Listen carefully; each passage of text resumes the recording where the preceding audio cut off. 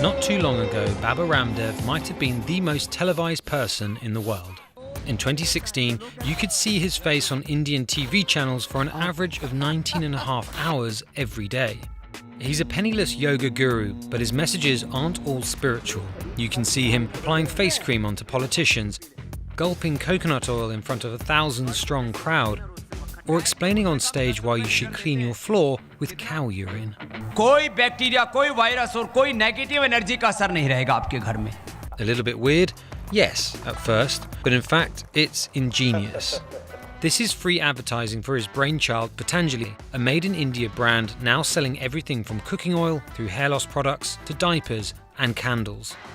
Here's how a local herbal remedy business grew into a consumer goods empire, leaving multinational corporations scrambling in its wake, all thanks to this one godman turned businessman. Businessman, business guru. Godmen are so-called spiritual leaders that mediate between God and man. This is fairly common in India, and these guys are almost treated and respected like God. Some become really huge organizations, and people sometimes believe them really blindly. These guys wield enormous influence and power. But like many other godmen, for Ramdev, this path to power had humble beginnings. In the mid-90s, he renounced all material possessions and moved to Haridwar, a holy city on the Ganges, to teach yoga. There, he was also managing an ashram, a type of religious community, with his school friend Acharya Balkrishna. Together, they were running a pharmacy where they were selling homemade herbal remedies based on the ancient Hindu system of medicine called Ayurveda. This was when yoga was gaining popularity in the West. Yoga would change your life, that's all I'm saying. But in India, it was still associated with ancient texts and rigorous studies. Ramdev wanted to democratize it. He simplified the poses and was running free workshops, showing that everyone could do it. He was also promoting yoga as a treatment for many ailments: obesity, infertility, depression, even breast cancer. His yoga had you covered. In 2002, Ramdev's yoga camp started being broadcast on TV. Despite airing in the early morning hours, Ramdev's signature belly roll and his playfulness made him an instant hit. But Ramdev and Balkrishna had a vision that went beyond medicines and yoga. They wanted to reach every Indian household, and in 2006 they set up Patanjali, with Balkrishna owning more than 98% of the company. Patanjali started selling juices, grains and beauty products, all based on natural ingredients. In the very early years, you could hardly see any marketing by the brand. All you could see is the products from the shelves. Baba Ramdev is actually the brand and the power behind the brand, and without him the brand would be very little. But a lot of people who may not necessarily be his followers use a lot of his products because they believe that they are less contaminated than other products available in the market.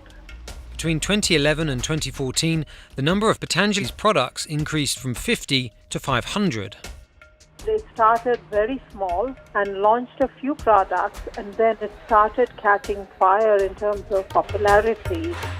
I think it coincided with a sort of a rekindling of nationalism in India, and a lot of Indians started identifying with this company that was homegrown and used very ancient Indian recipes to make things like soaps, shampoos, and even food products.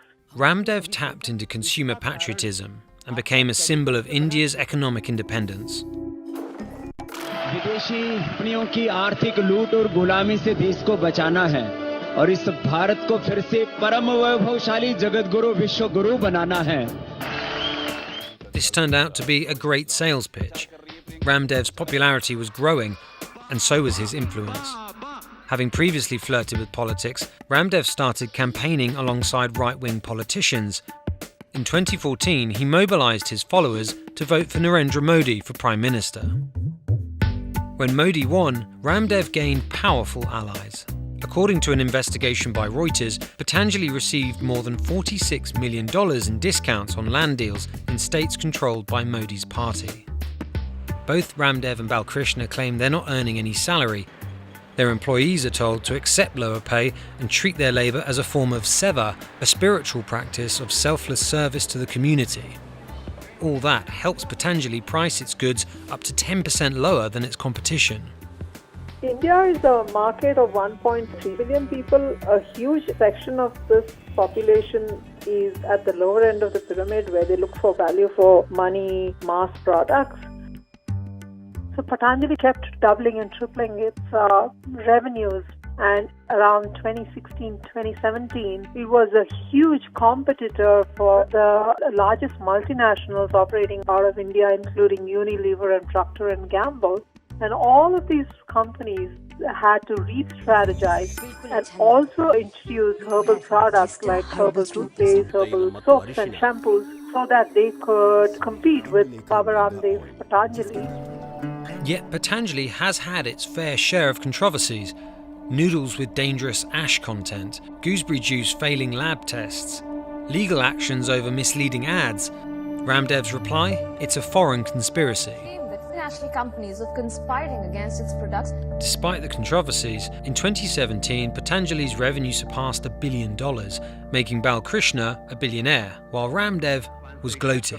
Baba Ramdev has good reason to smile. Patanjali Ayurved is growing at a gallop. And Ramdev said that the company would definitely post double growth in the coming year, making it the biggest Swadeshi brand. 2 years later, that hasn't happened. Rather the opposite. Revenue has fallen. But Baba Ramdev's ambition is increasingly far-reaching. आने वाले 50 वर्षों में हम अपना पूरा समय, शक्ति और ऊर्जा इस देश के शिक्षा और संस्कारों को. Ramdev's vision of India, independent of foreign influence, seems to be attractive to an increasingly nationalistic country. But he's still a highly controversial figure. In India, there is 1.3 billion people, and he certainly does not have 1.3 billion followers. His charisma and his influence is balanced by the fact that a lot of his rivals are the largest global corporations in the world. So I wouldn't think that he would get a pass every time because he is a godman.